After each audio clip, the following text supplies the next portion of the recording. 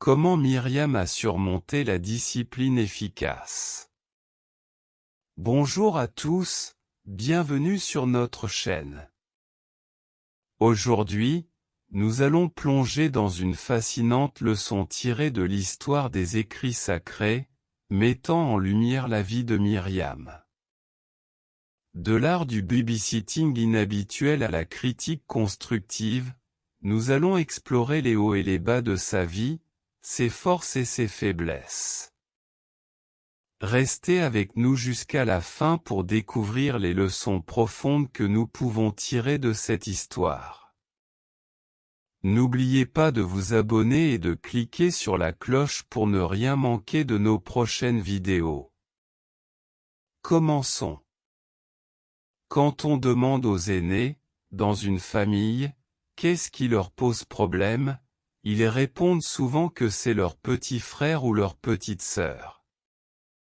C'est particulièrement le cas lorsque le plus jeune réussit mieux que l'aîné. Les liens familiaux peuvent être mis à rude épreuve. Lorsque nous la rencontrons pour la première fois, Myriam exerce une forme de babysitting peu courante. Elle surveille son jeune frère alors qu'il se trouve dans une caisse sans direction sur le Nil. Grâce à la présence d'esprit de Myriam, Moïse sera élevé par sa propre mère. Son sentiment de supériorité et son attitude protectrice, renforcés par cet événement, seront difficiles à oublier quand elle verra son jeune frère devenir un homme important. Finalement, lorsque Moïse se choisit une épouse, Myriam est incapable de retenir ses critiques, probablement déstabilisée par un sentiment personnel d'insécurité avec ce mariage. Elle n'est plus la femme la plus importante dans sa vie. Le vrai problème, cependant, n'est pas la femme que Moïse a choisie, mais le fait qu'il est devenu l'homme le plus important en Israël. Est-ce seulement par Moïse que Dieu parle? N'est-ce pas aussi par nous qu'il parle? Le texte ne rapporte aucune réponse de la part de Moïse, mais celle de Dieu n'a pas tardé. Sans rejeter le rôle joué par Myriam et Aaron dans son plan, il souligne la relation particulière qu'il entretient avec leur frère et frappe Myriam de lèpre pour sanctionner son insubordination. Moïse, fidèle à lui-même, intercède pour sa sœur, et Dieu la guérit. Avant de critiquer quelqu'un, nous devrions prendre le temps d'identifier la nature réelle de nos motivations. Tout manquement à cette élémentaire prudence peut avoir des résultats désastreux. Derrière ce que l'on appelle critique constructive peut souvent se cacher une jalousie destructrice. En effet, le moyen le plus facile de rehausser notre propre valeur consiste à rabaisser celle des autres. Sommes-nous disposés à examiner ce qui nous motive, avant de formuler une critique? Le doigt critique que nous sommes prêts à pointer sur quelqu'un ne devrait-il pas d'abord se tourner vers nous-mêmes?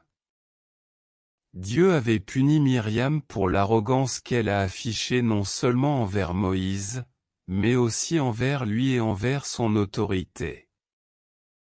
Il fait cependant preuve d'une certaine indulgence, puisque 7 jours hors du camp correspondent au temps qu'elle y aurait passé si son père lui avait craché au visage. Rappelons que cracher au visage de quelqu'un était l'insulte la plus grave et une marque de honte imposée aux coupables. Conscients de cette tradition, les chefs religieux crachèrent au visage de Jésus pour l'insulter, Matthieu 26, 67. L'attitude fautive envers lui méritait une punition beaucoup plus sévère. Une fois encore, le Créateur se révèle comme un Dieu de grâce, tout en exerçant une discipline efficace. Point fort. Myriam savait faire preuve de sang-froid sous la pression. Elle a fait partie des responsables du peuple avec Moïse et Aaron. Elle a conduit les Israélites dans la louange à Dieu. Elle était prophétesse. Point faible. Myriam s'est montrée jalouse de l'autorité de Moïse. Elle a ouvertement critiqué Moïse dans sa fonction de chef. Leçon à retenir. Il est souvent plus important de traiter les motivations cachées à la critique que l'objet de la critique lui-même. Et voilà, c'est la fin de notre plongée dans l'histoire de Myriam. Nous avons exploré ses moments de force, ses moments de faiblesse, et les leçons importantes qui en découlent. Avant de conclure, n'oubliez pas de partager vos réflexions dans les commentaires ci-dessous. Si vous avez aimé cette vidéo, donnez-lui un pouce vers le haut et partagez-la avec vos amis. Restez connectés pour plus de contenus inspirants et éducatifs. Merci de nous avoir rejoints aujourd'hui et à la prochaine vidéo.